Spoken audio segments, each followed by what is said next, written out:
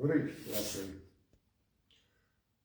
Tautas apātija, neticība un bailes rīkoties.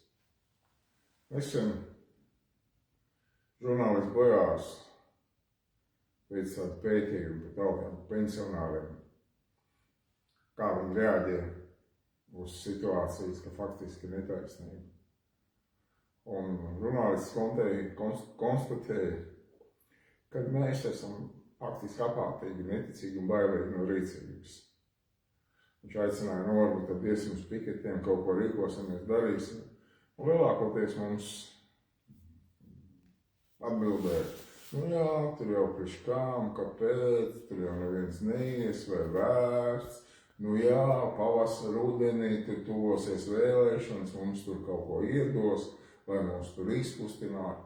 Faktiski mēs labi visi redzam, ka nav kārtībā mūsu valstī. Labi redzam, ka faktiski tauta izmirst. Tagad beidzot kaut kas tiek vairāk par to runāts, ka tauta tiek izmirst. Gribas tā miljardu parādos. Faktiski mums ir drausmīgs nodoklis. Katrs Latvijas iedzīvotājs ir parādā 10 000 eiro. Kaut kād viņam vajadzēs to naudu atdot, jā. Faktiski tas, kas mums notiekās, ir totāla izsaimniekošana un tautssaimniecības, kas kaut tā Ulmaņa laikā, nerunājot par padomu laikiem, kāda mums bija Latvijā tautssaimniecība. Ulmaņa laikā mēs bijām 4. attīstītākā tautssaimniecība Eiropā. Kāpēc mēs esam tādi apātiski? Viena no lietām, ko es jau daudzreiz teicis, ir šī gadsimta kodācijas, kas mums kodē būt pazemīgiem, padevīgiem, nolikt galvu kunga priekšā, pagriezt otru vaigu. Tās kaut kur daudz kur sēž tautās iekšā šīs kodācijas. Un nevelti pēc atmodas šie atmodas organizētāji VDK darboņi sāk atkal propagandēt šo ideoloģiju, šo pazemības, padevības ideoloģiju, jo faktiski tā ir ideoloģija, ar kā pamatā ir manipulēts ar tautām. Padarīts viņas tās pazemības, padevības, kuras neko nedara faktiski, lai būtu taisnīgums, tā kā tas ir gadsimtiem bijis. Un mūsdienās, tādā laikā tā bija baznīca, kas to darīja, tad mūsdienās tie žurnālisti, drošības dienas, kas uztur mūsu tautu kā apātiski. Daudz kur, ik pa brīdi mums tiek pamesta kaut kāda ideja, bet kaut kāds actions, Epstein files vai kaut kas, un mēs tur buramies, bet par to, ka mums faktiski valsts pazūd, mēs pazūdam, mēs dzīvojam ar zemāko labklājību Eiropā, daudz vēl eksistencē. Mēs klusējam, noliekuši galvu, to pieņemam, tā kā pazemīgi padevīgi kalpi, lai gan mēs cenši. Latviešu strēlnieki parādīja, ka viņi var spējīgi izmainīt lielas valsts pārvaldes sistēmu. Un mēs uz doto brīdi esam tādi. Un vēl ir kaudze drošībniekiem, kas plosās. Faktiski, pat nesaņemot kārtīgi apgraust kaulu no saimnieku galvu, viņi plosās, lai uzturētu šo sistēmu, kas faktiski vajag Latvijas iznīcību. Ja? Ir kaut kādi aģenti, kas tur dod malduguņus, kas tur visaģiramēju un kaut kas tur bļauj kaut ko tādā virzienā, citi bļauj tādā virzienā, un tā apjukus skatās, ko darīt. Jo kur viens bļauj tādā virzienā, otrs citā virzienā. Un lielākoties viņa tā saucamā ir kontrolēta opozīcija.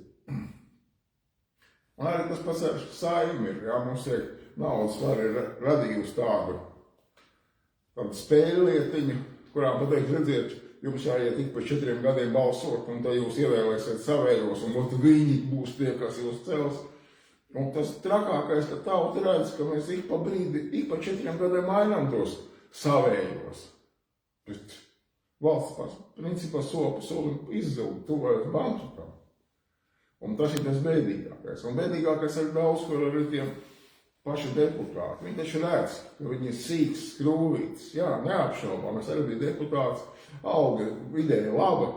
Jā. Man vienīgais sanāca tā, ka es iztērēju daudzus 10 000 vēlēšanu kampaņā, faktiski to algu, cik es saņēmu algā, cik es iztērēju šajā vēlēšanu kampaņā.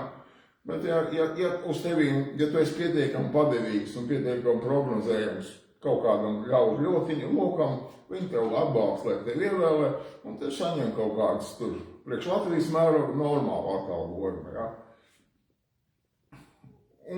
Bet deputāti taču redz, ka viņi neko nespēja izdarīt šajā situācijā. Faktiski viņi piedalās šajā teātrī, uztur šo teātri. Arī viņi ir noziedzīgi, arī ministri ir noziedzīgi savā ziņā. Ne tikai drošībnieki, žurnālisti, kas tur strādā pa kapēkām faktiski. Naudas var gūst miljardos ienākumu mums gadā mūsu valstī. Ja. Faktiski salīdzinot ar tiem ienākumiem, ko naudas valsts gūst no mūsu nodokļu maksātāju naudu, žurnālisti, drošības dienas, arī paši deputāti un ministri relatīvi ir nekādu apmaksāti. Ja. Bet mēs uzturam šo valdu darbu ar pašiem grašiem. Un faktiski daudzos gadījumos tā nav, ja, pat salīdzinājumā verga eksistence. Ja, kā mums pat tagad žurnālisti raksta, kad mūsu alga daudzos gadījumos ir tāda verga eksistence, tikai viņi nesedz kaut kādas tikai cik tu vari izdzīvot, nekas vairāk. Un tas pats ir vergāk. Viņš dzīvo tikai, lai paēst un strādāt. Tā kā aicinu tomēr cilvēku pamosties. Saprast, ka tāda apātija. Trakākais ir tas, ka tā apātija ir ved to, ka mums tas dzīves līmenis ir zems. Ja? Tas viens labi par tādām lielām lietām valsts izzūd, tauta izzūd, bet tu pats dzīvo verga eksistencē un negribi pakustēties ne pa kāpēc. Un es aicinu saprast, tomēr redzēt šo spēli, šo teātru, šo drošībnieku spēles un atbalstīt tādas kustības. Uz doto brīdi tā ir vienīgā kustība, es aicinu apvienoties. Vienīgā kustība, aiz kuras nestāv naudas vara, kas kombinē un dara, lai viss kaut kas notiktos. Aicinu apvienoties, zvanam, tiekamies, darām kā atmodā, pamodinām tautu, izmainām tā kā mūsu senči valsts pārvaldes sistēma, lai viņi strādā mūsu valstī, mūsu tautai, nevis kaut kādiem neliešiem, kas tur naudas varēja. Paldies par uzmanību, mēs ticam, mums izdosies.